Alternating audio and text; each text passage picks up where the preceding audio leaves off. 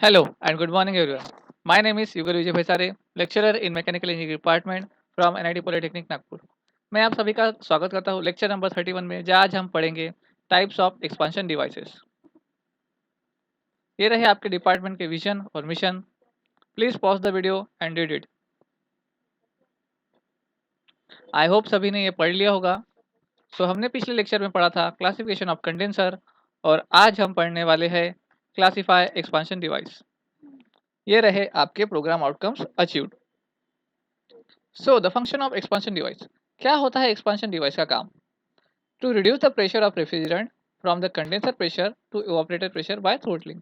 मतलब condenser pressure से evaporator pressure में हमें क्या करना पड़ेगा, उसका प्रेशर रिड्यूस करना पड़ेगा।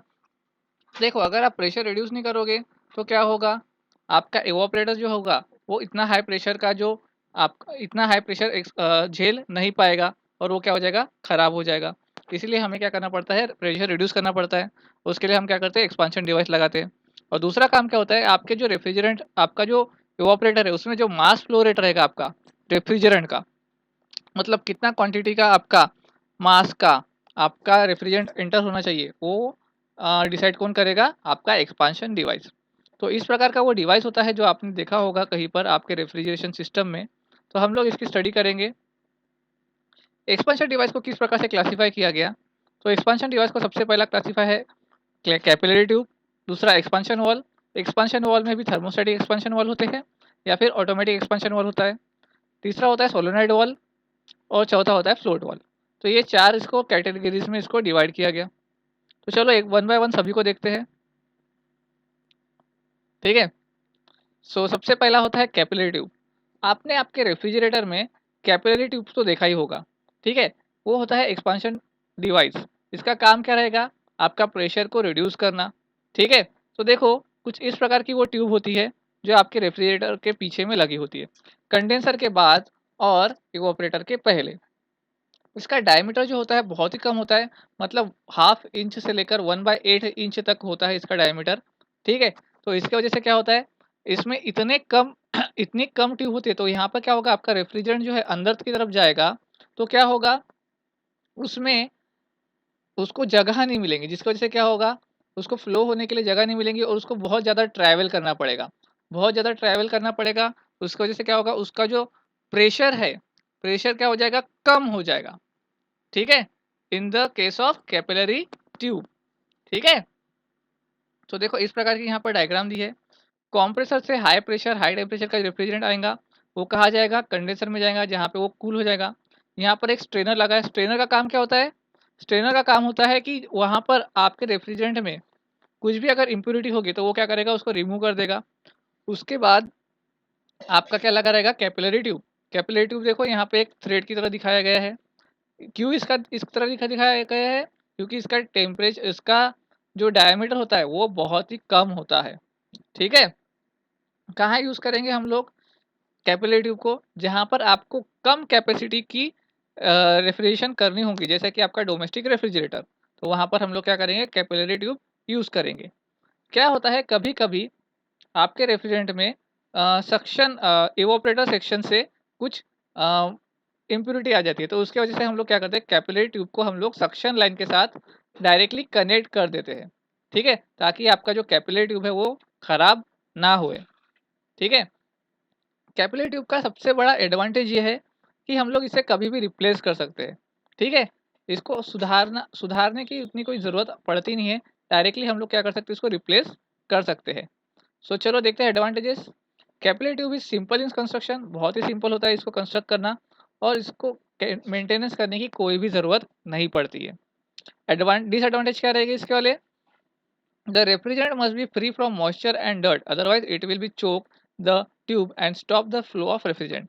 मतलब अगर इसमें डर्ट आ गया, मॉइस्चर आ गया, तो क्या होगा, आपका कैपिलरी ट्यूब क्या हो जाएगा, चोक हो जाएगा। अगर आपका कैपिलरी ट्यूब चोक हो गया तो क्या होगा, उसके अंदर से रेफ्रिजरेंट बराबर से फ्लो नहीं कर पाएगा, और आपका इवापोरेटर भी क्या हो सकता है, फिर उसकी वजह से खराब हो सकता है।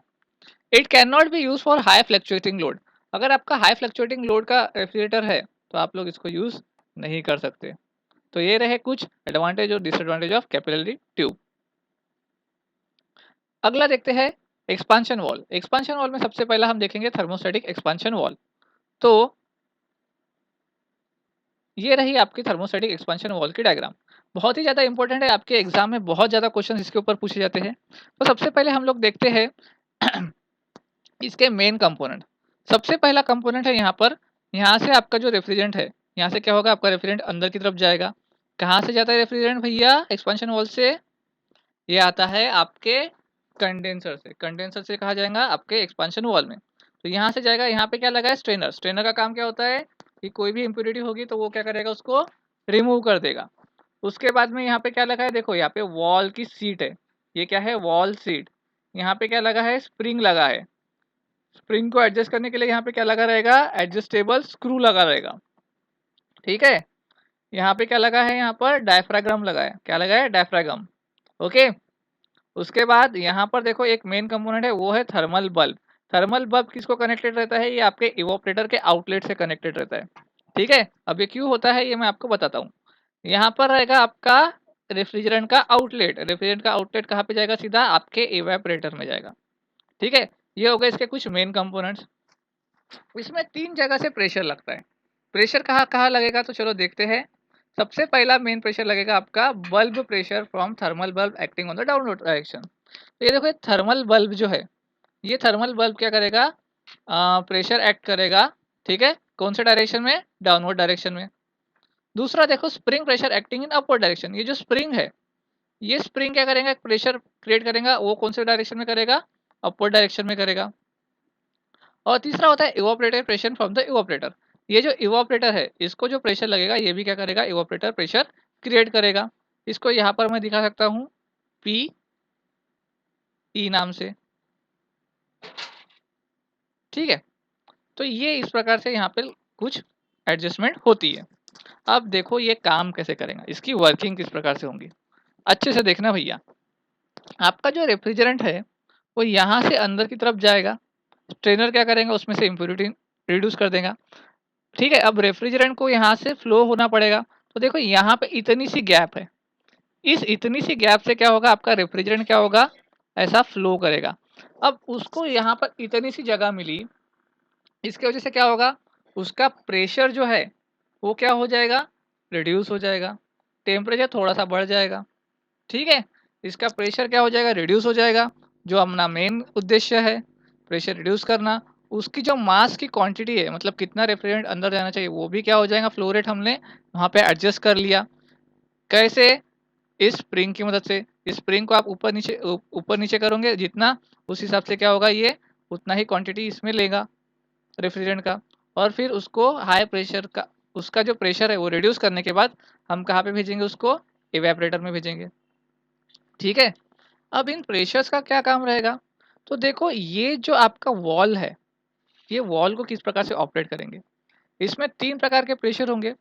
अगर मान लो आपका ये स्प्रिंग प्रेशर और इवापोरेटर प्रेशर ज़्यादा रहा as compare to bulb pressure, मतलब स्प्रिंग प्रेशर इवापोरेटर प्रेशर ज़्यादा रहा as compare to bulb pressure, तो क्या होगा, ये जो ये जो आपका डायफ्रागम है, जो आपका डायफ्रागम है, ये क्या होगा, ऊपर की तरफ मूव होगा। अरे समझ लो ना यार, नीचे से आपको प्रेशर ज़्यादा लग रहा है, तो नीचे से प्रेशर ज़्यादा लगेगा तो क्या होगा, आपका डायफ्रागम ऊपर की तरफ जाएगा, है ना। और अगर डायफ्रागम का प्रेशर ज़्यादा रहा इन दोनों के प्रेशर के मुकाबले, तो आपका डायफ्रागम कहाँ जाएगा, नीचे की तरफ जाएगा, है ना। और नीचे की तरफ जाएगा तो क्या होगा, देखो अगर डायफ्रागम नीचे की तरफ गया तो वॉल क्या होगा, और भी ज़्यादा खुलेगा, और बहुत ज़्यादा रेफ्रिजरेंट क्या होगा, अंदर की तरफ जाएगा। और अगर इन दोनों का प्रेशर बढ़ गया तो क्या होगा, वॉल ऊपर की तरफ जाएगा और वॉल क्या हो सकता है, बंद हो सकता है। अब ये काम कैसे करेगा, कौन उसको रेगुलेट करेगा प्रेशर को, तो देखो यहाँ पर इवोपरेटर से आपका आउटलेट चले गया। ठीक है, अब इवोपरेटर क्या करेगा, डिसाइड करेगा कि मुझे कितना रेफ्रिजरेंट अंदर चाहिए, मेरे पास कितना मास फ्लो रेट अवेलेबल है।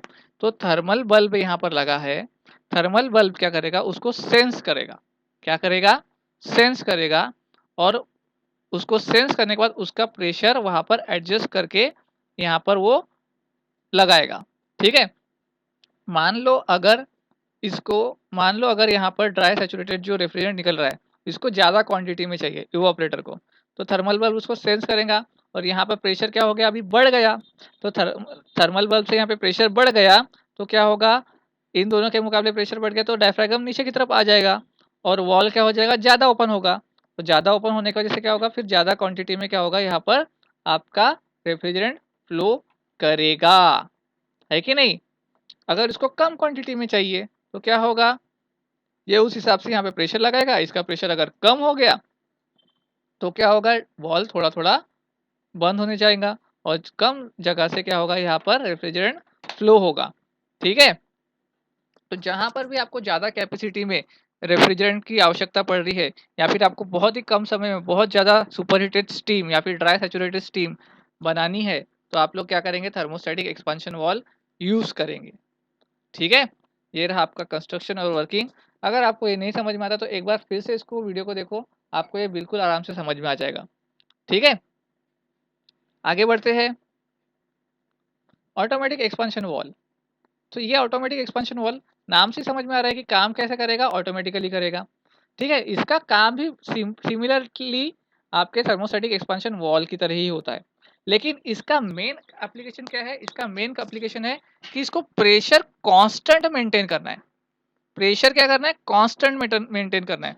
वहां पर आप लोग जो वॉल है, वॉल पे प्रेशर कॉन्स्टेंटली मेंटेन नहीं कर पा रहे थे। ठीक है, वहां पर प्रेशर ड्रॉप होता था, प्रेशर बढ़ता था। यहाँ पर आपको कांस्टेंट प्रेशर मेंटेन करना पड़ता है। ठीक है, बस इतना ही फर्क है इन दोनों में। तो कैसे होगा, यहाँ पर भी देखो मेन मेन कंपोनेंट्स क्या है, स्ट्रेनर है, डायफ्रागम है, एडजस्टेबल स्क्रू है, स्प्रिंग है और यहाँ से लिक्विड आउट होगा, यहाँ पे वॉल सीट है और यहाँ पे वॉल लगे है। अब यहाँ से आपका रेफ्रिजरेंट अंदर की तरफ आएगा, सेम फंक्शन रहेगा, यहाँ से वो वॉल की तरफ जाएगा, उसका सुपर हीटेड स्टीम में कन्वर्ट करेगा और वापस यहाँ से रेफ्रिजरेंट आउट हो जाएगा। ठीक है, जितनी भी क्वांटिटी में आपको रेफ्रिजरेंट लगेगा उस हिसाब से क्या होगा, यहाँ पे प्रेशर मेंटेन रहेगा। मान लीजिए अगर आउटलेट में आपको प्रेशर कम लग रहा है, प्रेशर अगर कम लग रहा है तो क्या होगा, ये वॉल उस प्रकार से क्या होगा, यहाँ पर रेसिप्रोकेट करेगा, है ना। और उसी प्रकार से क्या होगा, यहाँ पर ये फ्लो करेगा आपका रेफ्रिजरेंट। ठीक है, तो आपका मेन काम क्या रहेगा, ये जो डायफ्रागम है इसका प्रेशर जो है, इसका जो दोनों प्रेशर है, कौन सा प्रेशर, पहला स्प्रिंग प्रेशर और दूसरा कौन सा, इवापोरेटर प्रेशर। इवापोरेटर का प्रेशर और स्प्रिंग का प्रेशर दोनों भी क्या रहे, सेम टू सेम मेंटेन रहे।